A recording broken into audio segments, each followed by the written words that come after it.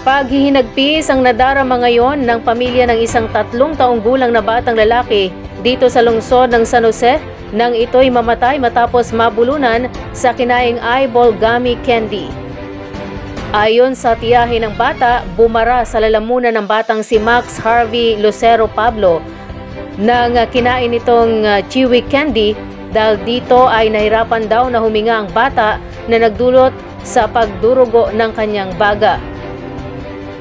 Naitakbo pa sa ospital ang bata ngunit hindi na rin ito naisalba pa at pumanaw.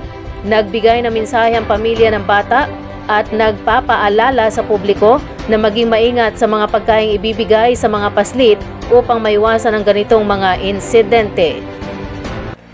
Naiwan ni Harvey ang kanyang nakatatandang kapatid, mga magulang at mga kamag-anak. Inaalala na lamang siya bilang isang masaya, malambing at palangiting bata.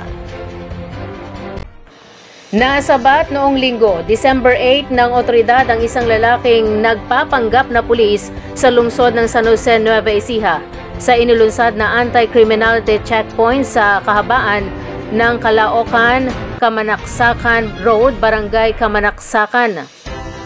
Sa report ng San Jose City PNP sa pangunguna ni Police Lieutenant Colonel Erwin Ferry sa NEPO, na flag down ang isang lalaking 38 anyos na residente ng Zone 6 Barangay R. Eugenio, San Jose City.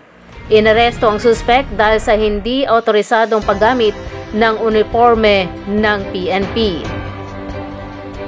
Na-recover mula sa suspect ang isang camouflage upper garment jacket na kahawig ng uniforme ng PNP. Isang caliber 45 pistol na may magazine na naglalaman ng 4 na cartridge, isang Honda XRM na motorsiklo. Nasa kustudyan na ngayon ang pulisya ang suspect na nahaharap sa kaukulang kaso.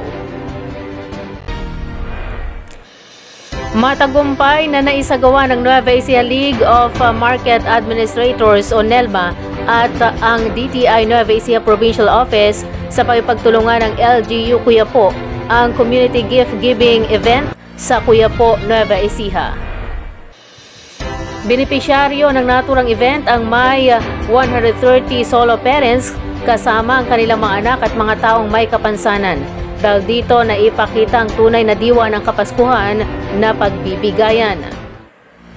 Binigyang diin ni Municipal Mayor Florida P. Esteban na ang pagbukas palad ay higit pa sa mga material na regalo na nagbibigay kahalagahan ng pakikiramay at pagmamahal sa kapwa, hindi lamang tuwing sasapit ang Pasko. Kasunod ng pagbibigay ng regalo, nagpulong din ng quarterly NELMA meeting na pinangunahan ni President Ronnie Punsal na may suporta mula sa kinatawan ng DTI, kung saan nagbigay ng pagpupulong na ito ng isang plataporma para sa pagripaso ng katayuan sa pananalapi, pagbabahagi ng mga update sa mga aktibidad at pagpapadali sa mga talakayan sa mga lokal na konseho ng coordinating prices. Upang pasiglahin ang pagkaibigan at pagtutulungan ng magkakasama, isinama sa pulong ang mga masasayang laro at pagtatanghal na nagpapakita ng mga talento ng iba't ibang distrito sa loob ng samahan. Sa pangkalahatan, ang kaganapan at ang kasunod na pagpupulong ay nakamit ang kanilang mga layunin na nagtataguyod ng isang maayos na komunidad at pagpapaunlad ng diwa ng pakipagtulungan sa mga miyembro ng NELMA.